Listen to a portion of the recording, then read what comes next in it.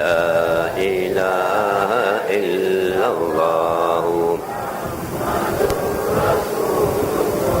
خلي خلة الخذلان خوف الخاتمة خالل خليلا خامل الوصف من الخلخال خال لا إله إلا الله لا إله إلا الله لا إله إلا الله محمد رسول الله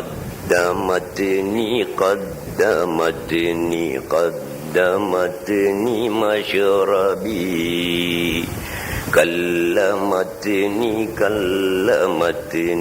كلمتني يا نبي لا إله إلا الله لا إله إلا الله لا إله إلا الله محمد رسول الله الحمد لله رب العالمين والعاقبة للمتقين والصلاة والسلام على سيدنا محمد أشرف المرسلين وعلى آله وأصحابه وأزواجه وأهل بيته أجمعين أما بعد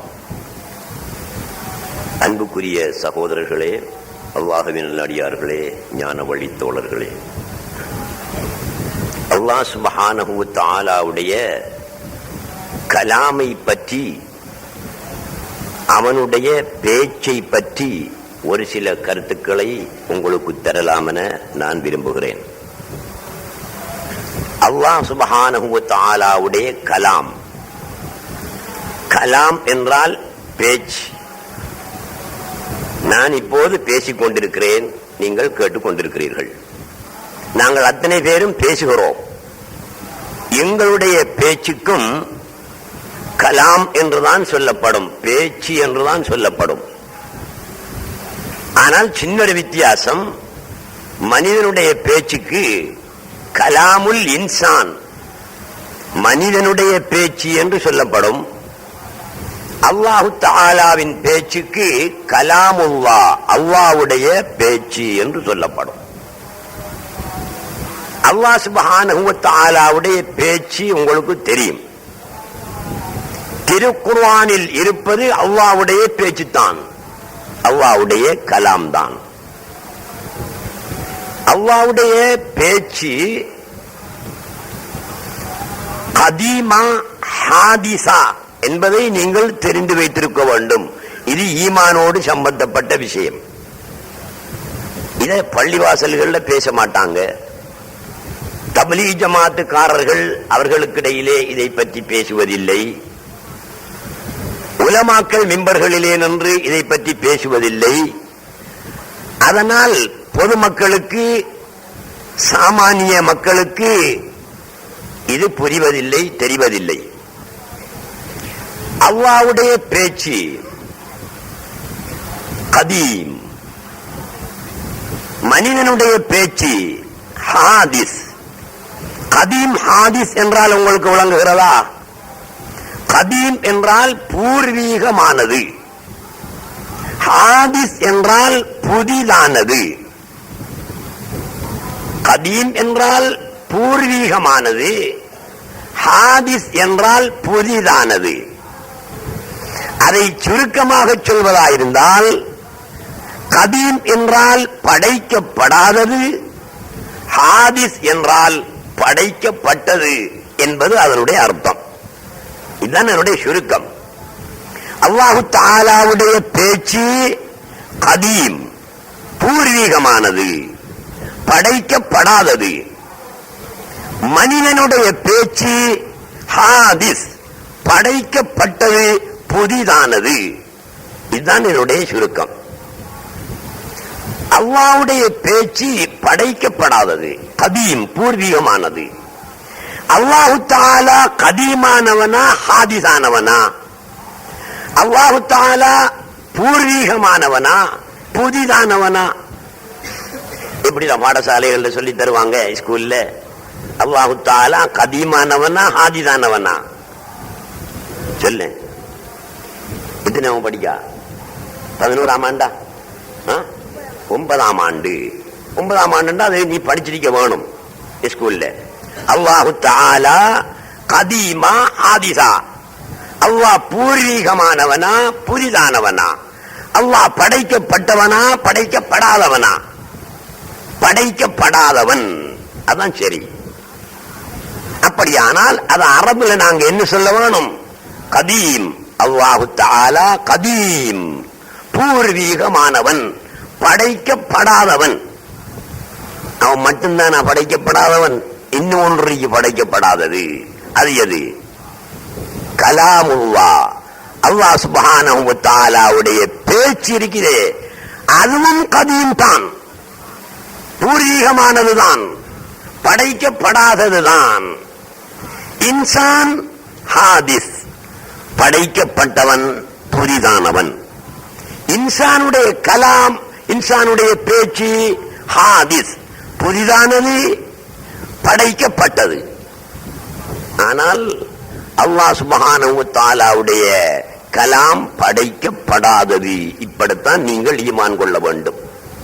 அல்லாஹ் தஆலா படைக்கப்படாதவனாக இருப்பது போல, அவன் கதீமானவனாக பூர்வீகமானவனாக இருப்பது போல, அவனுடைய கலாமும் பூர்வீகமானது, படைக்கப்படாதது என்பதுதான் ஈமான். இதுதான் சுன்னத் வல் ஜமாஅத் கொள்கை. இமாம் மாலிக் ரஹ்மத்துல்லாஹி அலைஹி அவர்களுடைய காலத்தில் ஒரு அரசன் இருந்தான். அவனுடைய கொள்கை இதற்கு மாறான கொள்கை. அப்படி என்றால் எப்படி இருந்திருக்கும்? அல்லாஹ்வுடைய கலாம் படைக்கப்பட்டது, ஹாதிஸானது என்ற கொள்கையுடையவன் அந்த அரசன். அரசன் எப்போதும் தன்னுடைய நாட்டு மக்களை தன்னுடைய கொள்கையின் படியே வைத்திருப்பதற்கு விரும்புவான். அந்த காலத்தில் தான் இமாம் மாலிக் ரஹ்மத்துல்லாஹி அலைஹி அவர்கள் இருந்தார்கள். அவர்கள் சுன்னத் வல் ஜமாஅத் கொள்கையில் இருந்த காரணத்தினால் அல்லாஹ்வுடைய பேச்சு படைக்கப்படாதது, கதீமானது, பூர்வீகமானது என்று பேசிக் கொண்டிருந்தார்கள். இந்த செய்தி அரசனுக்கு கிடைத்து விட்டது. அரசனிடத்திலே வந்து கள்ள உலமாக்கள் முறைப்பட்டார்கள், வழிகட்ட உலமாக்கள் முறைப்பட்டார்கள். மாலிக் இமாம் அல்லாஹ்வுடைய பேச்சு கதீம், பூர்வீகமானது என்று சொல்லிக் கொண்டிருக்கிறார், அவரை கூப்பிட்டு நீங்கள் விசாரிக்க வேண்டும் என்று சொன்னார்கள். அரசன் என்ன கொள்கையில் உள்ளவன்? அல்லாஹ்வுடைய கலாம் படைக்கப்பட்டது, ஹாதிஸானது, புதிதானது என்ற கொள்கையில் உள்ளவன். இமாம் மாலிக் அவர்கள் அவனுடைய கொள்கைக்கு நேர் மாறான கொள்கை உடையவர்கள். இமாம் மாலிக் ரஹ்மத்துல்லாஹி அலைஹி அவர்கள் கொண்டு வரப்பட்டார்கள் அரசனுடைய சபைக்கு. இமாம் மாலிக் இடத்திலே கேட்கிறான் அரசன், அல்லாஹ்வுடைய கலாம், அல்லாஹ்வுடைய பேச்சு படைக்கப்பட்டதா படைக்கப்படாததா என்று கேட்டான். படைக்கப்பட்டது என்று சொன்னால் அரசன் வரவேற்பான், புதிதானது என்று சொன்னால் அரசன் ஆதரிப்பான், அவருக்கு பரிசுகளும் கொடுப்பான். படைக்கப்படாதது, பூர்வீகமானது என்று சொன்னால் இமாம் மாலிக் அவர்களுடைய கழுத்து அவ்விடத்திலேயே போய்விடும், கழுத்தை கொய்து விடுவான். என்ன செய்வது? கழுத்தை பாதுகாப்பதா, கருத்தை பாதுகாப்பதா? கொள்கையை பாதுகாப்பதா, கருத்தை பாதுகாப்பதா? இமாம் மாலிக் ரஹ்மத்துல்லாஹி அலைஹி அவர்களுக்கு பிரச்சனை. கொள்கைக்கு மாறாகவும் சொல்ல முடியாது, அதே நேரம் கழுத்தையும் பாதுகாத்துக் கொள்ள வேண்டும். இமாம் மாலிக் அவர்கள் ஒரு தந்திரத்தை கையாண்டார்கள். உண்மைக்கு மாறில்லாமலும் இருக்க வேண்டும், அதே நேரம் தன்னுடைய கழுத்தையும் பாதுகாக்க வேண்டும். இமாம் மாலிக் அவர்கள் ஒரு தந்திரத்தை கையாண்டார்கள். அது என்ன சொன்னார்கள்? ஒரு குர்ஆன் எடுத்துக்கிட்டு வாங்க என்றாங்க. அப்ப அங்க பள்ளி வாசல்ல ஒரு குர்ஆன் உண்டு இருந்துச்சு. அந்த குர்ஆனை கொண்டு போய் கொடுத்தார்கள். ஒரு கையெழுத்து பிரதி, கையால எழுதின ஒரு கையெழுத்து பிரதி குர்ஆன். நாள்ல கையால எழுதின கையெழுத்து பிரதி குர்ஆனை கொண்டு போய் கொடுத்தார்கள். இமாம் மாலிக் அவர்கள் ஒரு மேசைக்கு மேல் அந்த குர்ஆனை வைத்துவிட்டு அரசனை பார்த்து சொன்னார்கள், ஹாதா மக்லூக். விரலால சுட்டி காட்டி ஹாதா மக்லூக், இது படைக்கப்பட்டது என்று சொன்னார்கள். அரசன் பார்த்தா அல்ஹம்துலில்லாஹ், சரி என்னுடைய கொள்கைக்கு ஏற்ற மாதிரி, அரசனும் அந்த கொள்கையில் உள்ளவன் தானே, என்னுடைய கொள்கைக்கு ஏற்ற மாதிரி சொல்லிவிட்டார் என்று அவரை அனுப்பி வைத்து விட்டான் பரிசுகள் கொடுத்து. அப்ப இமாம் மாலிக் அவர்கள் என்ன பொய்யா சொன்னார்கள்? உண்மைக்கு மாறாகவா அங்கே சொன்னார்கள்? உண்மைக்கு மாறாக சொன்ன மாதிரி தானே புரியுது. உண்மைக்கு மாறில்லை. வாதம் என்ன? அல்லாஹ்வுடைய பேச்சு படைக்கப்பட்டதா படைக்கப்படாததா என்பதுதான் வாதம்.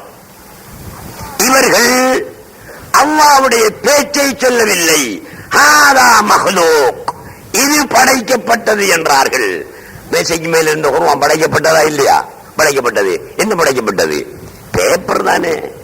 பேப்பர்ல எழுதியிருக்கு. பேப்பர் படைக்கப்பட்டதா இல்லையா? படைக்கப்பட்டது.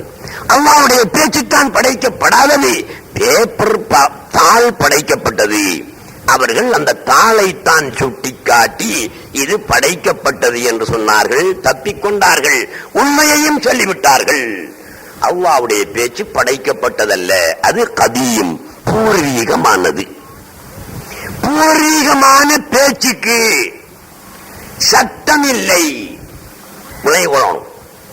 பூர்வீகமான பேச்சுக்கு சட்டம் இல்லை. புதிதான பேச்சுக்கு சட்டம் உண்டு. அதாவது படைக்கப்பட்ட பேச்சுக்கு சட்டம் உண்டு, படைக்கப்படாத பேச்சுக்கு சட்டம் இல்லை. அல்லாஹ்வுடைய பேச்சுக்கு சட்டம் இல்லை.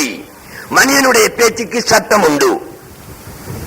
அல்லாஹ்வுடைய பேச்சுக்கு, படைக்கப்படாத கதீமான பேச்சுக்கு திசை இல்லை. மனிதனுடைய பேச்சுக்கு, படைப்பின் பேச்சுக்கு திசை உண்டு. நான் பேசினா அங்க இருக்கிற ஆளுக்கு தெரியும் இந்த திசையிலிருந்து பேசுறார் என்று, அங்க ஒரு ஆள் பேசினா எங்களுக்கு தெரியும் இந்த திசையிலிருந்து பேசுறார் என்று.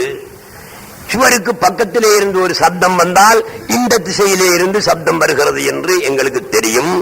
எங்களுடைய பேச்சுக்கு சப்தமும் உண்டு, அடுத்தது என்ன, திசையும் உண்டு. எந்த பக்கத்திலிருந்து வருகிறது என்று சொல்ல முடியும். அல்லாஹ்வுடைய பேச்சுக்கு சப்தமும் இல்லை, திசையும் இல்லை. எங்களுடைய பேச்சுக்கு எழுத்துண்டு. எழுதுறோமா இல்லையா? நாங்க எதையெல்லாம் பேசுறோமோ அதையெல்லாம் எழுதலாம். அல்லாஹ்வுடைய பேச்சுக்கு எழுத்து கிடையாது, எழுத முடியாது. அதை ஒரு கட்டுப்பாட்டுக்குள் கொண்டு வர இயலாது. சப்தம் என்பதும் கட்டுப்பாடு, திசை என்பதும் கட்டுப்பாடு, எழுத்தென்பதும் கட்டுப்பாடு. ஆகவே கட்டுப்பாடு இல்லாத அல்லாஹ்வின் பேச்சு கட்டுப்பாடு இல்லாதது, எதிலும் கட்டுப்படாதது. மனிதன் கட்டுப்பாடுடையவன், அவனுடைய பேச்சுக்கும் கட்டுப்பாடு உண்டு, சத்தம் உண்டு, திசை உண்டு, எழுத்துண்டு. அல்லாஹ்வுடைய பேச்சுக்கு சட்டம் இல்லை, திசை இல்லை, எழுத்தில்லை. அந்த காலத்தில் ஒருவர் இருந்தார். அவர் இந்த கூட்டாளி, பேரை சொல்ற சரியில்லை. ஒரு நாள் போனன் தலப்பா கட்டிட்டு இருக்கார். அவர் சும்மா இருந்த மனுஷன் அவ்வளவு நாளும் அண்டு போறன் தலப்பாண்டு கட்டிட்டு இருக்காரு. அது ஒரு விசேஷமான தலப்பா. அப்ப நான் கேட்டேன், என்ன ஹபீப், இவ்வளவு நாளும் சும்மா இருந்த நீங்க இன்றைக்கு ஒரு தலப்பா கட்டிட்டு இருக்கிறீங்க அப்படி என்று கேட்டேன். அதுக்கு அவர் சொன்னாரு, எனக்கு ஒரு அல்லாஹ்வுடைய புறத்திலிருந்து ஒரு சப்தம் கேட்டது, தலைப்பாகை கட்டிக்கொள் என்று, அதனால கட்டிட்டு இருக்கிறேன்னு சொன்னாரு. எந்த பக்கம் இருந்து அந்த சத்தம் கேட்டுச்சு என்று கேட்டேன். வலது பக்கத்திலிருந்து கேட்டது என்று சொன்னார். உடனே நான் அவரிடத்திலே சொன்னேன், தலப்பாவை கழட்டு, அது ஷைத்தானுடைய சத்தம். அல்லாஹ்வுடைய சத்தம் வலது பக்கம் இருந்து கேட்க மாட்டாது, இடது பக்கம் இருந்து கேட்க மாட்டாது. காரணம் என்ன? அல்லாஹ்வுடைய சத்தத்துக்கு திசை இல்லையே. திசை இல்லாமல் எப்படி கேட்கும்? இந்த திசையிலிருந்து வந்தது, இந்த திசையிலிருந்து வந்தது என்று எப்படி சொல்ல முடியும்? ஆகவே உங்களுக்கு கேட்டது ஷைத்தாண்ட சத்தம் தான், தலப்பாவை கலட்டி போடுங்க என்று நான் அவரை தலப்பாவை கலட்ட வைத்தேன். ஆகவே அல்லாஹ்வுடைய சப்தத்துக்கு, அல்லாஹ்வுடைய பேச்சுக்கு சத்தமில்லை, திசை இல்லை, எழுத்தில்லை. இதுல உங்களுக்கு ஏதும் சந்தேகம், ஆட்சேபனைகள் வருதா? ஆட்சேபனை வரணும், வரலேங்கிறீங்களே, வரணும், ஆட்சேபனை வரணும், சந்தேகம் வரணும். என்ன ஆட்சேபனை? அல்லாஹ்வுடைய பேச்சுக்கு சத்தம் இல்லை என்று சொல்கிறீர்களே, குர்ஆனை ஓதும் போது சத்தம் வருகிறே. இந்த குர்ஆன் ஓதினா சத்தம் வருதா இல்லையா? எங்களுக்கு நாங்க கேட்டுட்டு தான் இருக்கிறோம். அல்லாஹ்வுடைய பேச்சைத்தானே அவன் ஓதுறான்.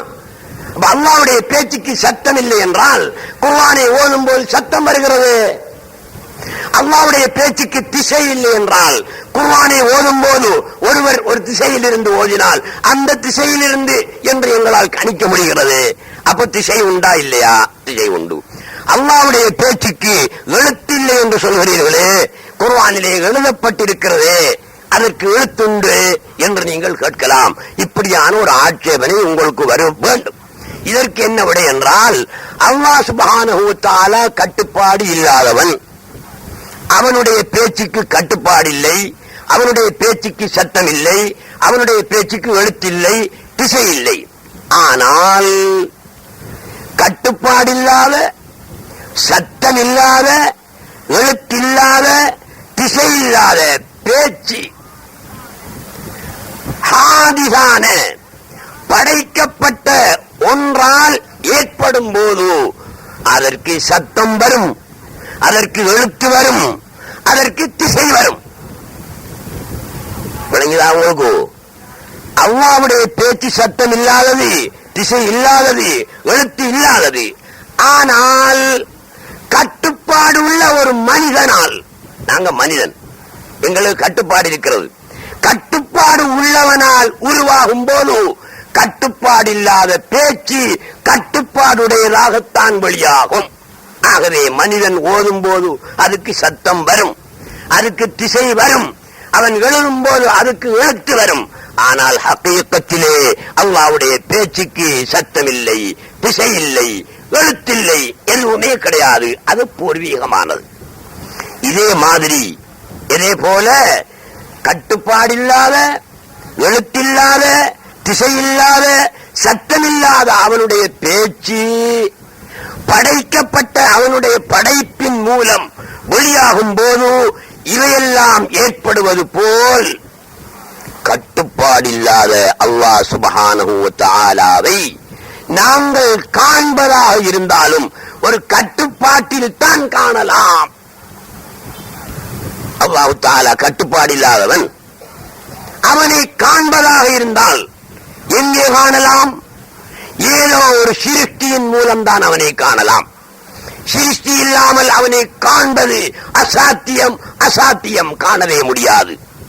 அல்லாஹ்வை காண்பதாயிருந்தால் அவனுடைய ஒரு மல்ஹர், ஒரு பாத்திரத்தின் மூலம் தான் அவனை காண முடியும். பாத்திரம் என்பது சிருஷ்டி. ஆகவே சிருஷ்டி கட்டுப்பாடுடையதாக இருப்பதினால் கட்டுப்பாடில்லாத இறைவனை, அல்லாஹ்வை கட்டுப்பாடுடைய ஒரு பாத்திரத்தின் மூலம் பார்க்கும்போது கட்டுப்பாடுடையதாகத்தான் நாங்கள் பார்க்க முடியும். இதே போல அவனுடைய பேச்சை போல இதையும் நீங்கள் தெரிந்து கொள்ள வேண்டும்.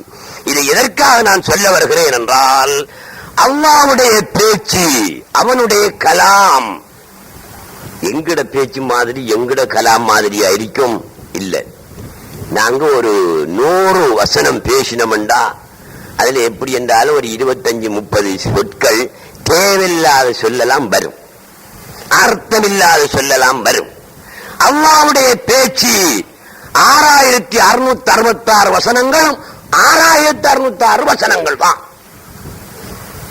அதுல ஒன்று கூட, ஒரு புள்ளி, ஒரு நொக்கத்தா கூட அர்த்தமில்லாத நொக்கத்தா குர்ஆனிலே கிடையவே கிடையாது. ஒரு நொக்கத்தா இருந்தாலும், ஒரு புள்ளி இருந்தாலும் அதற்கு அர்த்தம் உண்டு. எங்கட பேச்சு அப்படியா?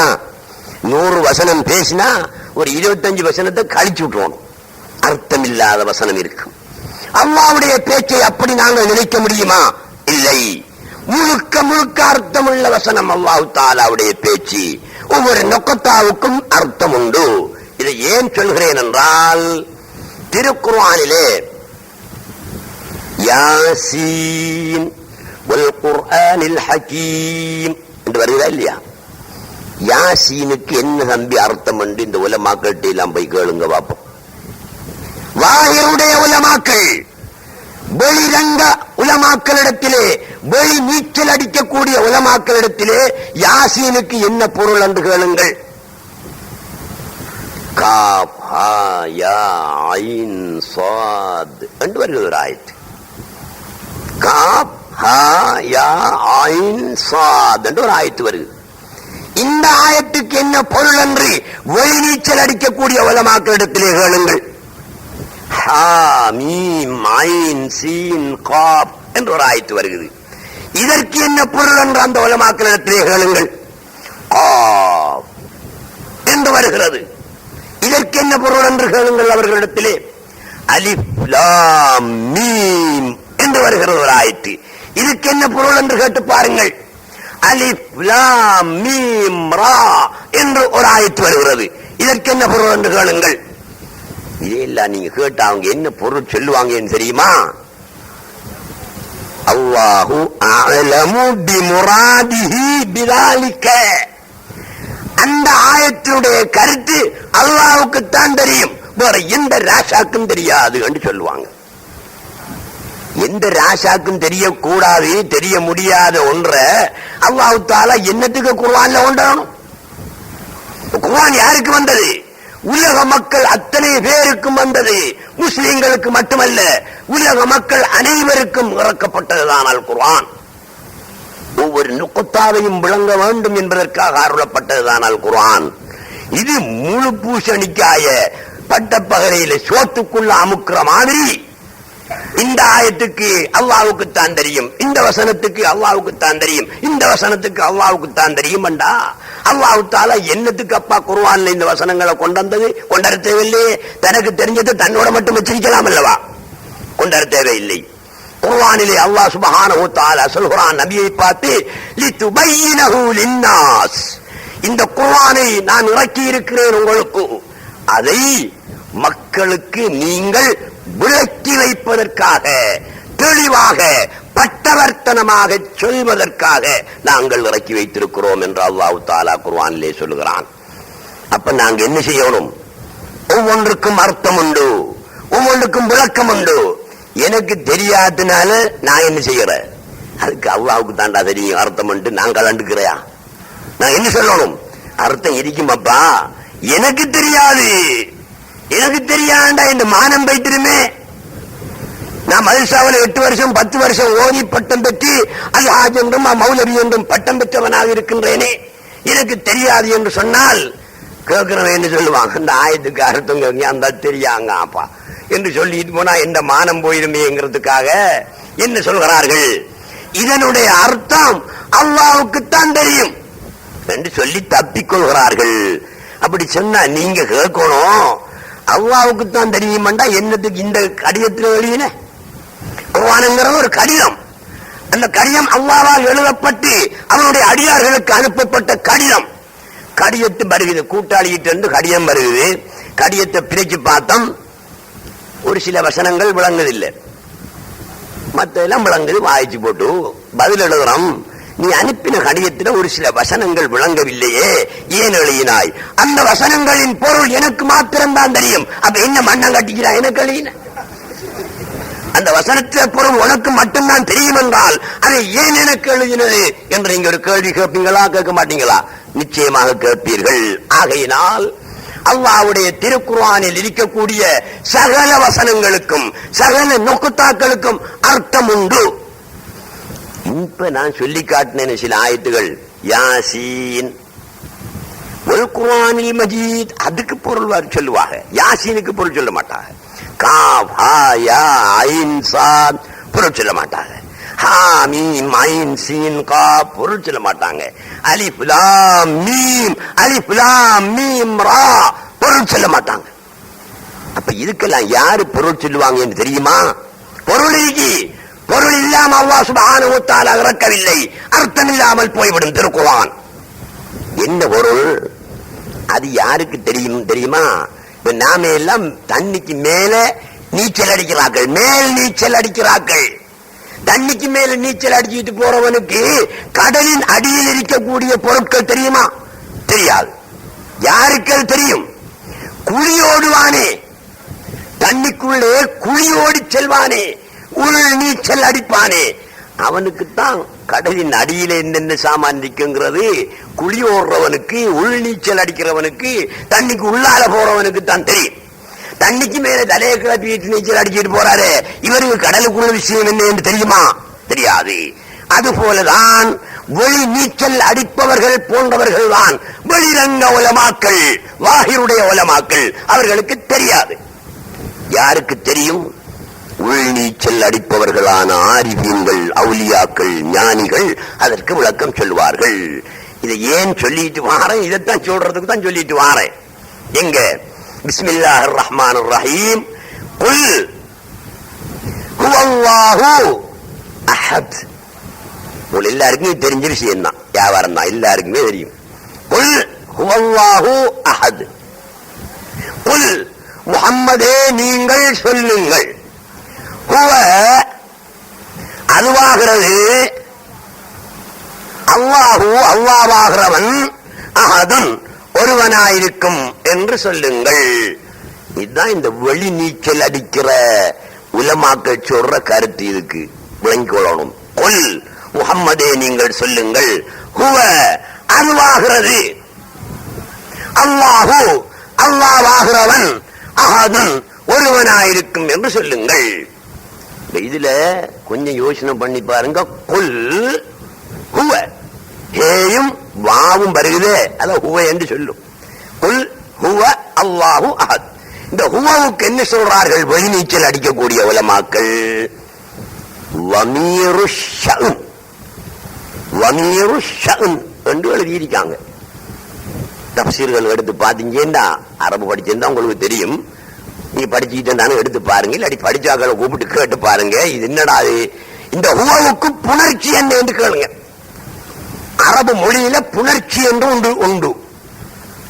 தமிழ் மொழியில அது இருக்கிற மாதிரி தெரியல எனக்கு, ஒரு ஆங்கில மொழியில் இருக்கிற மாதிரி எனக்கு தெரியல, வேற எந்த மொழியில் இருக்கிற மாதிரியும் எனக்கு தெரியல.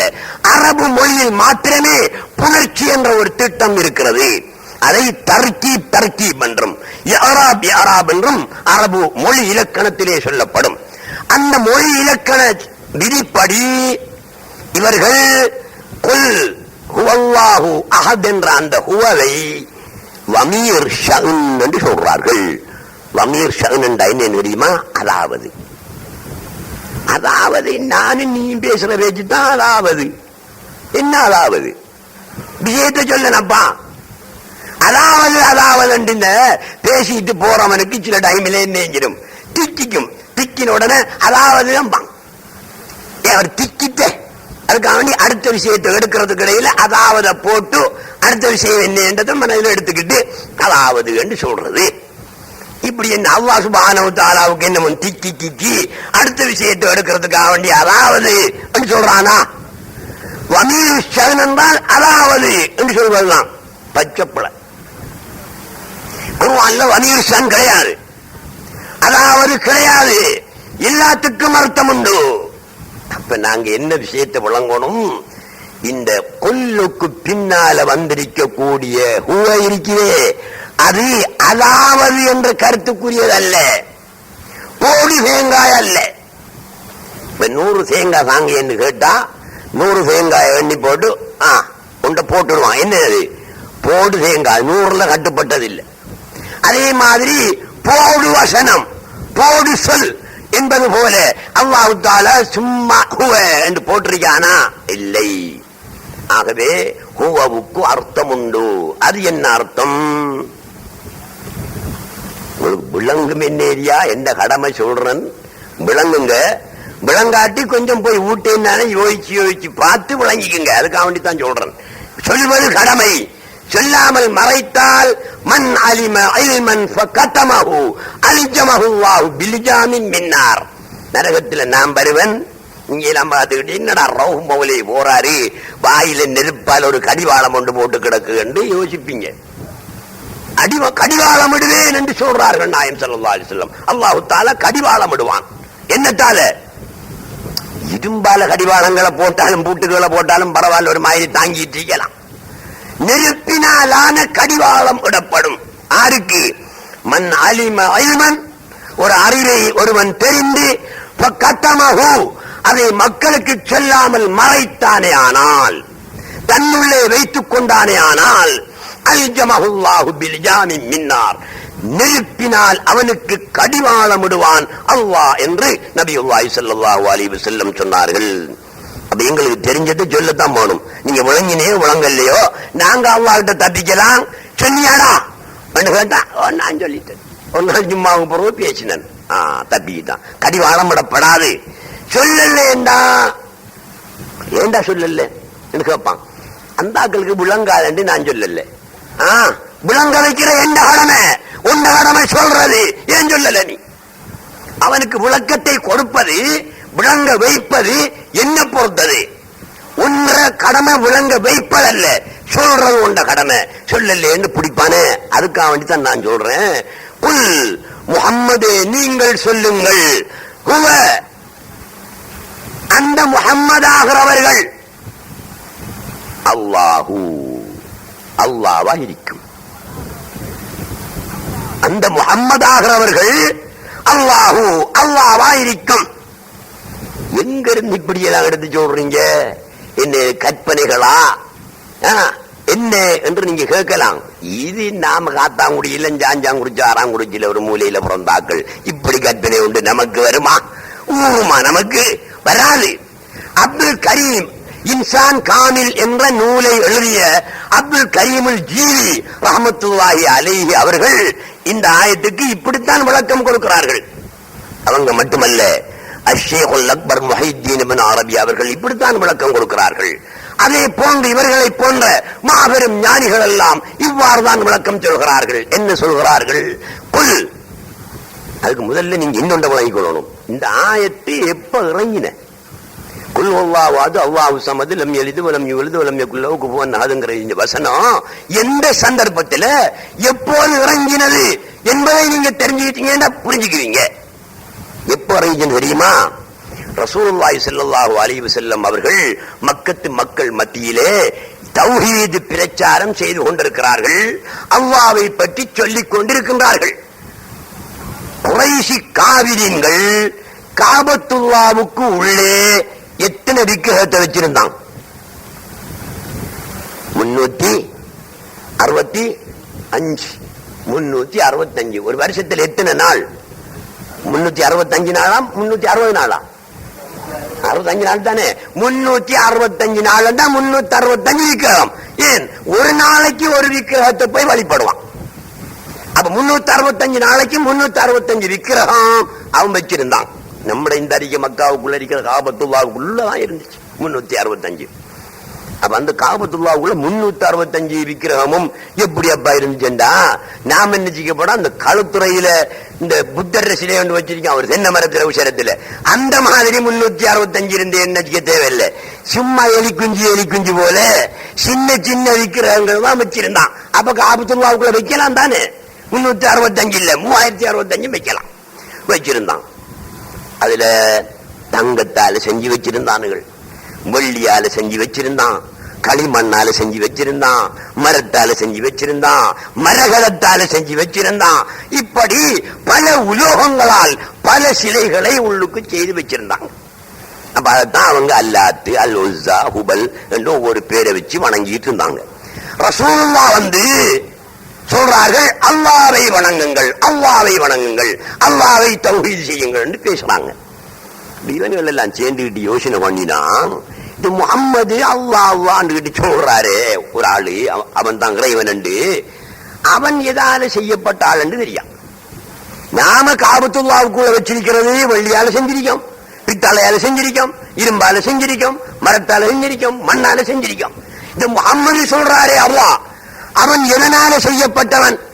என்று இந்த ஆளுகிட்ட கேட்டு நாம தெரிஞ்சுக்கத்தான் வேணும் என்று ஒரு நாள் ரசூலுல்லாஹ் இடத்துல வந்து கேட்டார்கள் குறைஷி காபிர்கள்.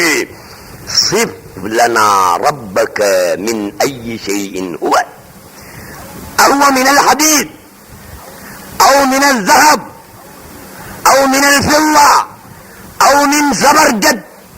முஹம்மதே, நீங்கள் சொல்லுகின்ற அல்லாஹ் தங்கத்தினால் செய்யப்பட்டவனா, வெள்ளியினால் செய்யப்பட்டவனா, மண்ணால் செய்யப்பட்டவனா, மரகதத்தால் செய்யப்பட்டவனா என்று கேட்ட போலோ அல்லாஹ் சுப்ஹானஹு வ தஆலா இறக்குகிறான், குல் முஹம்மதே நீங்கள் சொல்லுங்கள், இவனுங்களுக்கு இப்படி கேட்கானுங்களே இவனுங்களுக்கு சொல்லுங்கள், ஹுவல்லாஹு அஹது அல்லாஹு ஸமது என்று சொல்லுங்கள்.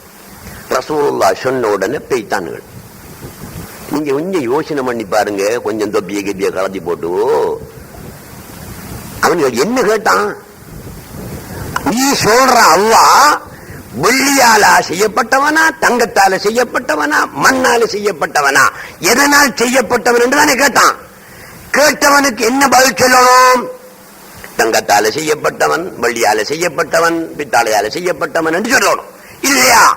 அவன் எதனாலும் செய்யப்பட்டவன் அல்ல என்றுதானே சொல்லணும். ரெண்டாலும் உண்டு, அது அல்லாட்டி இது. அவன் எதை கொண்டும் எதனாலும் செய்யப்பட்டவன் அல்ல என்று சொல்லணும். என்ன சொல்றாங்க? குல் முஹம்மதே நீங்கள் சொல்லுங்கள், ஹுவல்லாஹு அஹது அல்லாஹு தஆலா ஒருவன் என்று சொல்லுங்கள். கேட்டவனுங்களுக்கு இதை ஓதி காட்டின உடனே திரும்பி போய்த்தானுங்கள். விட கிடைச்சிட்டு உங்களுக்கு விட கிடைச்சிட்டான், அந்த காவிரியங்களுக்கு விட கிடைச்சிட்டு திரும்பி போயிட்டான். செல்லாண்டா சொல்றேன்ட்டு உங்களுக்கு விட கிடைச்சிட்டான், விட கிடைக்கல. ஏன்? கேள்வி எப்படி? அல்லாஹ் என்பவன் எதனால் செய்யப்பட்டவன் என்பதுதான் கேள்வி. விட எப்படி? அல்லாஹ் ஒருவன் என்று சொல்லுங்கள். குறைதே அண்ணே மல்லே பொல் என்று சொல்ற மாதிரி தான் இருக்கு. எங்க போறாண்டா பேக்கில தேங்காய் என்று சொல்ற மாதிரி. அட எங்க போறாண்டா மார்க்கெட்டுக்கு போறான்னு சொல்லு, பேக்கில தேங்காய் எப்படி சொல்ற? கேள்விக்குரிய விடைதான் கிடைக்க வேண்டும். இங்க கேள்வி ஒன்று, விடை வேறு. சரியா வருமா? தெரிய வராது. அவன் திருப்பி கேட்டிருக்கணும் ரசூலுல்லாஹ் கிட்ட, நாங்க உங்ககிட்ட கேட்ட நீங்க சொல்ற அல்லாஹ் தங்கத்தால செய்யப்பட்டவனா வெள்ளியால செய்யப்பட்டவனான்னு தான் கேட்ட. நீங்க அதுக்கு தான் பதில் சொல்லணும். ஒருவன் என்ன பதில் சொல்ற நீங்க திருப்பி கேட்டானுங்களா? கேட்கல. கேட்கவில்லை என்பதனால் அவருடைய கேள்விக்கு அவர்களுக்கு விடை கிடைத்து விட்டது என்பது அர்த்தம். அப்ப என்ன அர்த்தம்? குல் முஹம்மதே நீங்கள் சொல்லுங்கள், வல்லாஹு அஹது அல்லாஹ் ஏகன் என்று சொல்லுங்கள். அஹதுக்கு என்ன பொருள் சொல்லணும்? நமக்கு ஸ்கூல்ல அந்த காலத்திலிருந்து அஹதுன் வாஹிதுன் ஒன்று ஒன்று என்று சொல்லி தந்து நம்மளை பழக்கி போட்டானுகள் பழையவனுகள். யாரு சரி ஏகன் ஏகன் என்று எங்களுக்கு சொல்லி தந்தானுங்களா? மாதா பிதாவும் வருந்தி வருத்தி வைத்த போதனையை பார்க்கில் பிழைகான் நிலாமே என்று சொல்றது இங்க நல்லா பார்த்தா விளங்குது. அந்த காலத்திலிருந்து ஸ்கூல்ல அப்படித்தான் சொல்லி தந்தது. ஒருவன் அவனுகள் இப்படி கேள்வி கேட்டிருந்தான், முஹம்மதே நீங்கள் சொல்லக்கூடிய இறைவன் எத்தனை பேர் என்று கேட்டிருந்தா விட எப்படி சொல்லலாம்? குல் ஹுவல்லாஹு அஹது அல்லாஹ் ஒருவன் என்று விடை சொன்னா சரி. அவன்கள் கேட்ட கேள்வி எதனால் செய்யப்பட்டவன் என்று ரசூலுல்லாஹ் சொன்ன பதில் ஏகன் என்றார்கள். கேள்விக்கு பதில் சரியில்லை. அது வாங்கித்தானே உங்களுக்கு கேள்விக்கு பதில் சரியில்லைங்கிறது விளங்குதானே சரியான பதில். ஏன்? ஏகன் என்ன அர்த்தம்? ஏகமுமானவன். வெள்ளியால் ஆனவன் தான், தங்கத்தினால் ஆனவனும் தான், பித்தளையினால் ஆனவனும் தான், மரத்தால் ஆனவனும் தான், மரகதத்தால் ஆனவனும் தான். இன்றைக்கு உலகத்தில் எத்தனையோ சிலைகள் இருக்கலவா? என்ன தலரிக்கு? இவற்றில் ஒன்றாலான இருக்கு. ஒன்றோ மண்ணால் இருக்கும், இல்லாட்டி மரத்தால் இருக்கும், தங்கத்தால் இருக்கும், வெள்ளியால் இருக்கும், பித்தளையால் இருக்கும். இன்றைக்கு உலகத்தில் எந்த நாடாக இருந்தாலும் சரி, எங்கு சிலைகள் இருக்கின்றனவோ, எங்கு விக்கிரகங்கள் வைக்கப்பட்டிருக்கின்றனவோ, அவை அனைத்தும் அல்லாஹ்வுடைய வெளிப்பாடு. அவனேதான் அவையாக காட்சி அளித்துக் கொண்டிருக்கிறான்.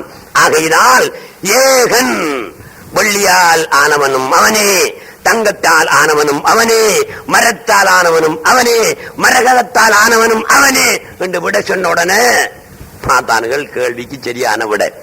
இதனால் ஆனவன் என்றுதானே நாங்க கேட்டோம். இந்த ஆள் என்ன சொல்றான்?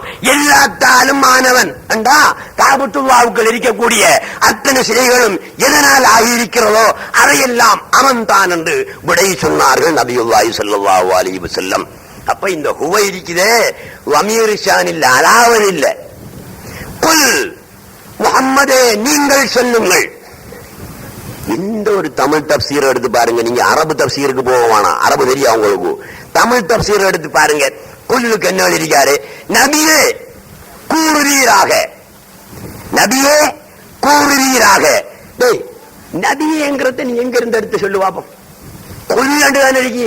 குல் யா ஐயுஹன் நபி என்றிருக்கா, குல் யா நபி என்றிருக்கா இல்லையே. நபியே எங்க இருந்து எடுக்க நீ? குல் சொல். குல் என்ற அர்த்தம் என்ன? சொல். ஏவல் வினை சொல். குல் சொல், அவ்வளவுதான். நபியே சொல்வீராக, நபியே கூறுவீராக. நபியேங்கிறது எங்கடா இருந்து எடுக்கா? பொக்கெட்டுக்குள்ள இருந்தா எடுத்து போட்டு சொல்றா? இல்ல, அவன் பொக்கெட்டுக்குள்ள இருந்து எடுத்து சொல்லல, அந்த சொல்லுக்குள்ள இருக்கிறது. இப்ப இந்த அறிக்காரு எம்சி, அவரை எல்லாரும் பார்க்காதங்க, அவருக்கு வெக்கம் வரும். எம்சி இந்த அறிக்காரு, நான் அவரை பார்த்து சொல்றேன் சொல் என்று சொல்றான். சொல்லண்டா என்ன அது அர்த்தம்? எம்சி சொல், எம்சிஏ சொல். அதுக்குள்ள எம்சிங்கிறது உள்ள இருக்கு. இவன் வேற என்னடா? நசீபா, நசீம் தென்றல் காற்று. நசீம் என்றா தென்றல் காற்று. நசீமை பார்த்து சொல்றேன் சொல் அங்கன். அதுக்குள்ள என்ன இருக்கு? நசீமே நீ சொல் என்கிற அதுக்குள்ள இருக்கா இல்லையா? அதே மாதிரி குல் என்று சொன்னால் முஹம்மதே நீங்கள் சொல்லுங்கள், முஹம்மதே நீங்கள் என்கிறது அதுக்குள்ள இருக்கு. அப்ப இந்த ஹுவ பின்னால வந்திருக்கே, இது எதை சுட்டி காட்டுதண்டா? ஹுவ என்கிறதுக்கு வமீர் என்று சொல்லுவோம். ஷகன் இல்ல, வமீர். வமீர் ஷகன் அல்ல, வமீர் மாத்திரம்தான். சுட்டு, சுட்டுதது. எதை சுட்டுது? நீங்கள். அந்த முஹம்மதே எடுக்கானே, அந்த முஹம்மது ஆகிறவர் அல்லாஹு அல்லாஹ்வாயிருக்கும். அஹதுன் அவன் ஏகனாயிருக்கும். முஹம்மதாக வந்தவனும் அவன்தான், மற்ற வஸ்துக்களாக வந்தவனும் அவன்தான் என்கிற கருத்தை தான் ஹுவே காட்டுதே தவிர அது போடுதேங்கா அல்ல. ஆகவே குர்ஆனில் இருக்கக்கூடிய எந்த ஒரு எழுத்தாயினும், எந்த ஒரு நுக்தாவாயினும், எந்த ஒரு புள்ளியாயினும் அர்த்தமற்றது கிடையாது என்பதை நீங்கள் புரிந்து கொள்ள வேண்டும் சகோதரர்களே. அதே நேரத்தில் எல்லாமாயும் காட்சி தருகின்றவன், எல்லாமாயும் இருப்பவன் அல்லாஹ் தான் என்கிறது திட்டவட்டமாக கண்டு. இப்படி நம்பிட்டு பேசிங்க என்று வச்சுக்குவோமே, கியாமத் நாளையில பேசிங்க. உலமாக்கள் சொல்றாங்க எல்லாம் அவன் இல்ல, அவன் ஒருத்தன் இருக்கான், எல்லாம் அவன் இல்லையங்காங்க. நாங்க சொல்றோம் எல்லாம் அவன் தான் என்று சொல்றோம். நீங்க இதை நம்பிக்கிட்டு பேசிங்கன்னு வச்சுக்குவோமே, அல்லாஹ் தஆலா ஏண்டா இப்படி எல்லாம் நம்பின எல்லாம் அவன் என்று கேட்டா நீங்க என்ன சொல்லணும்? என்ன சொல்லணும்? இவரை காட்ட வேண்டியது ஆசாமி, இந்த நிக்க ஆண்டவனை பாருங்க, இவன் தான் கிடந்து கத்தினான் 25 வருஷமாக. அதை கேட்டு தாங்க ஆண்டவனை நம்பினோம்டா. நான் சொன்னது தவறா இருந்தா ஆருக்கு குத்தம்? உங்களுக்கா? உங்களுக்கு குத்தம் இல்ல, உங்களுக்கு சொல்லி தந்த எனக்கு தான் குத்தம். அப்ப 50,000 பேர் இந்த கருத்தை நம்பி இருந்தா 50,000 பேரையும் அல்லாஹ் காப்பாத்தி போட்டு 50,000 பேருக்கும் கொடுக்கக்கூடிய தண்டனைய எனக்கு தந்தானண்டா எப்படி இருக்கும்? 50,000 பேரு தண்டனைய நாம தாங்குறேன் முடியுமா? முடியாதே, வராது. இதுதான் சத்தியம். ரசூலுல்லாஹ் சத்தியம் பண்ணியே சொல்லி போட்டாங்க, வல்லதி நஃப்சு முஹம்மதின் பியதிஹி லவ் அன்னக்கும் தல்லைத்தும் பிஹப்லின் இலல் அர்லி சுஃப்லா லஹபத அலல்லாஹ். என்னதுக்குடா சத்தியம் செய்த ரசூலுல்லாஹ்? சத்தியம் செய்து ஒரு விஷயத்தை சொல்றேன், எப்ப சொல்றேன் தெரியுமா? நீங்க எவ்வளவு வெறி இருக்கிறீங்க, நான் ஒரு விஷயத்தை சொல்ல போறேன், எனக்கு மனம் இன்னும் எண்ணுது, இந்த விஷயத்தை தாக்களை நம்ப மாட்டானுகள் என்று விளங்கிச்சேன். நான் என்ன செய்வேன்? அல்லாஹ்வின் மீது சத்தியமாக என்று போட்டு தான் அந்த விஷயத்தை சொல்லுவேன். எப்ப சொல்லுவேன்? நீங்க நம்ப மாட்டீங்க என்று இருந்தா தான் நான் சத்தியம் செய்வேன். அதே மாதிரி ரசூலுல்லாஹி ஸல்லல்லாஹு அலைஹி வஸல்லம் இந்த உலக மக்கள் நம்ப மாட்டார்கள் என்பதற்காக சத்தியம் செய்து சொல்றார்கள், வல்லதி நஃப்ஸு முஹம்மதின் பியதிஹி, முஹம்மதுடைய உயிர் இவன் கையில் இருக்கின்றதோ அவன் மீது ஆணையாக, நீங்கள் ஒரு கயிற்றை கையில் எடுத்து ஒரு தொங்கலை பிடித்துக் கொண்டு மறு தொங்கலை பூமியை நோக்கி விட்டால் அது பூமியில் விழாது, அல்லாஹ்வில் விழும் என்றார்கள் நபியுல்லாஹி ஸல்லல்லாஹு அலைஹி வஸல்லம். விட்டு பாப்பமே, ஒரு கவுத்தண்டை பிடிச்சி கைக்குள்ள வச்சுட்டு தொங்கல மத்த தொங்கல விடுறா பூமியில, என்னத்தடா விழும்? அது என்னத்தடா விழும்? பூமியிலான விழும். ரசூலுல்லாஹ் எப்படி சொன்னாம், லஹபத்தாலல் அர்த், பூமியில அது விழும் பண்ணணும். என்ன சொன்னாங்க? அல்லாஹ்வுல விழுமண்டாங்க. என்ன சொல்லிட்டு என்னமும் கஞ்சாவை அடிச்சு கிடிச்சு அல்லது என்ன தம்முக்கு மாடிச்சு போட்டு பேசிட்டாளோ ரசூலுல்லாஹ், நஊது பில்லாஹி மின்ஹா. அப்படி பேசுவாங்களா? பேச மாட்டார்கள். சரியான என்பதை மக்களுக்கு விளங்கப்படுத்துவதற்காக நீங்க தொங்க விட்டால் அது பூமியில் விழாது, அல்லாஹ்வில் விழும் என்றால் பூமியாக இருப்பவனும் அவன் தான் என்பதை விளங்கப்படுத்துவதற்காக சொன்னார்கள். எனவே நீங்கள் இதையும் ஈமான் கொள்ள வேண்டும் என்று கேட்டுக்கொள்வதுடன், சகோதரர்களே, சென்ற வாரம் நான் ஒரு நோட் சொல்லி வெளியிட்டேன். அரசியலிருந்து நான் ஒதுங்கிட்டேன், ஆத்மீகத்தோடு மட்டும் நிற்க விரும்புகிறேன், மார்க்கத்தோடு மட்டும்தான் நான் நிற்க விரும்புகிறேன். நீங்க தௌஹீதுவாதிகளான நீங்கள் எந்த கட்சியை ஆதரிக்க விருப்பமோ ஆதரிங்க, எந்த ஒரு நகர அரசியல் ஆதரிக்க விருப்பமோ ஆதரிங்க. அதை பற்றி எனக்கு எந்த கவலையும் கிடையாது, எந்த சந்தோஷமும் கிடையாது. யாரு சரி நம்ம தௌஹீதுவாதிகள்ல யாரு சரி யுஎம்பியில நண்டா ஏன்டா யுஎம்பியில நீங்க அண்ணன் கேட்க மாட்டேன், அல்லது பிஐல நண்டா ஏன்டா பிஐல நிக்காண்டு நான் கேட்க போறதும் இல்லை. முஸ்லீம் காங்கிரஸ்ல நண்டா ஏன்டா முஸ்லீம் காங்கிரஸ் நிக்காண்டு கேட்க போறதும் இல்லை. எவனையும் எங்களுக்கு எந்த உதவியும் செய்ய யாரு செஞ்சா சொல்லுங்க பாபம். பரீத் மீராலப்பையுடைய காலத்திலிருந்து இது கால வரைக்கும் ஐக்கிய தேசிய கட்சியைத்தான் ஆதரித்து வந்திருக்கிறோம். பரீத் மீராலப்பை ஆதரிச்சோம். அவர் இத்தனை வருஷம் இருந்தார், மௌத்தா போயிட்டாரு. பரீத் மீராலைக்கு பிறகு சின்னலபா வந்தாரு, அவரையும் ஆதரிச்சு ஐக்கிய தேசிய கட்சி என்று கத்திட்டு கிடந்தோம். அவருக்கு பிறகு யாரு வந்தாரு? சின்னலபைக்கு பிறகு அலிசாஹிர் மௌலானா வந்தாரு, அவரையும் ஆதரிச்சுக்கிட்டு யூஎம்பி கத்தி கிடந்தோம். இவங்க மூணு பேர்ல யாரு சரி ஒரு ஆள் ஒரு பல்லு குத்துற துரும்பு மட்டும் இந்த பள்ளிக்கு தந்தையா சொல்லுங்க பாபா. நீங்க தரல, எத்தனையோ பள்ளியை கொடுத்தாங்க, எத்தனையோ மதுசா கொடுத்தாங்க, இதுக்கு தரல. இதுக்கு இவட புறத்தால குஷிவ குடிச்சு இது கத்தினாக்கள் நாங்க தரல. சரி, அதை விடுங்க. முஸ்லீம் காங்கிரஸ் வந்துச்சு, நாங்க ஆதரிக்காவிட்டாலும் மதிப்புக்குரிய பிரதம அமைச்சர் ஹிஸ்புல்லா அவர்கள் இந்த மட்டக்களப்பு மாவட்டத்தில் உள்ள தமிழ், முஸ்லீம், சிங்கள, பௌத்த சகல மக்களுக்கும் எம்பியாக வந்தவர்கள். எல்லா பள்ளிவாசலுக்கும் உதவி செய்தார்கள், எல்லா மதரசாவுக்கும் உதவி செய்தார்கள். நமது பள்ளிவாயலை, நமது மதரசாவை பொறுத்து ஒரு தும்பு தடி கூட கௌரவத்துக்குரிய பிரதி அமைச்சர் ஹிஸ்புல்லா அவர்கள் எங்களுக்கு தரவில்லை. அப்ப இவரோட புறத்தாலையில நின்று தம்பி கண்டபலன் ஒன்றும் இல்லை, கண்ணே ரஹ்மானே. கடைசியில அடிபட்டுக்கிட்டு தலை உடஞ்சிக்கிட்டு போற வியாபாரம் தான் மிச்சம், பிரயோஜனம் ஒன்றுமில்லை. ஆகையினால் அரசியலிலிருந்து நான் ஒதுங்கி விட்டேன். நீங்க யார? இந்த அரசியல் சுடுகாடா மாறலாம் அல்லது சுவர்க்கத்து பூங்காவாக மாறலாம், அது உங்களை பொறுத்தது. சுடுகாட்டில் கிடந்து வேதனைப்படையோ சுவர்க்கத்திலிருந்து இன்பத்தை அனுபவிப்பதோ உங்களை பொறுத்தது. ஆனா தௌஹீத்வாதிகள்ல யாரும் அந்த பாட்டிக்காரன் வந்து அடிச்சு போட்டா மௌலவி இந்த தலை உடஞ்சி போயிட்டு பொலிசிக்கு போகணும் வாங்கேண்டி என்னையே ஜமது மௌலவியே கேட்கப்படாது. நாங்க சொல்லிடுவோம், அரசியல்ல உங்களுக்கு சுதந்திரம் தந்தோம், யாரும் எங்கிட்ட வந்து கேட்கக்கூடாது என்று. அதனால உங்களோட விருப்பத்தின் பெரிய நடந்து கொள்ள வேணும். அதே நேரம் ஒரு தப்பான கருத்தை நீங்க புரிஞ்சு கொள்ளக்கூடாது. எங்களுடைய தௌஹீத்வாதிகளில் ஒருவரான பூவி ரஹமத்துல்லாவும் எலெக்ஷன் கேட்க போறேன்னு வேட்பாளரா நிக்க போறேன்னு இருக்கிறார். அவரை கூப்பிட்டு தம்பி எலெக்ஷன் கேட்காது என்று சொல்றதுக்கு எனக்கு உரிமை இல்லை. ஏன்? நான் அரசியல் என்று ஒதுங்கிட்டேன். எவரையும் கேள்வி என்று சொல்ல மாட்டேன், கேட்கக்கூடாது என்று சொல்ல மாட்டேன். ஒருவருடைய சுதந்திரம், ஒருவருடைய உரிமை, அது அவரை பொறுத்தது. ஆகையினால் நீங்க விளங்கிக் கொள்ளக்கூடாது. யாரும் நான் தான் பூவி அவர்களை வேட்பாளராக நியமித்திருக்கிறேன், நிறுத்தி இருக்கிறேன் என்று நீங்கள் நியமிக்கக்கூடாது. நான் பூவிகிட்ட சொல்லையும் இல்லை, அவர் என்கிட்ட கேட்கையும் இல்லை. ஆகையினால அவர்கிட்ட பொதுவா சொல்லிட்டேன், தம்பி பொதுவான மக்களுக்கு அறிவித்தல் தான் உங்களுக்கும், உங்களோட விருப்பத்தின்படி நீங்க நடந்துங்க என்று. ஆகையினால நீங்க அதையும் தெரிஞ்சு கொள்ள வேணும். அடுத்ததாக வளமையாக மோசின் மௌலானா மதரசாவிலே ஜியாரத்திலே நாங்கள் ஷாவுல் ஹமீத் நாகூர் ஆண்டகை ஷாவுல் ஹமீத் பாத்ஷாவுடைய கந்தூரியை பல வருடங்களாக செய்து வருகிறோம். இன்ஷா அல்லாஹு தஆலா கந்தூரிக்கான காலம் அண்மித்து விட்டது. எதிர்வரும் புதன்கிழமை பின்னேரம் 5:30 மணிக்கு நாகூர் பாத்ஷா நாயகத்துடைய பேரால நாகூரிலையும் கொடியேறுகிறது, கடற்கரை பள்ளிவாசல்லையும் கொடியேறுகிறது, எங்களுடைய முஹ்சின் மௌலானா ஜியாரத்திலையும் கொடியேறுகிறது. தொடர்ந்து 10 நாட்கள் நிகழ்ச்சிகள் நடைபெறும். நீங்கள் அனைத்திலும் கலந்து சிறப்பித்து அந்த நாதாவின் பரக்கத்தை பெற வேண்டும் என்று கேட்டு முடித்துக் கொள்கிறேன். அஸ்ஸலாமு அலைக்கும் வரஹ்மத்துல்லாஹி வபரகாத்துஹு.